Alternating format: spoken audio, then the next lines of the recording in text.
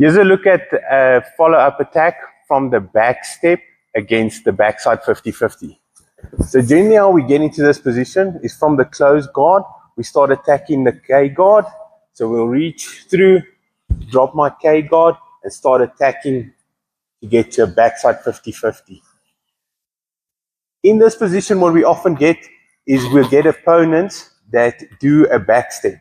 And then if we don't follow them, we might lose that.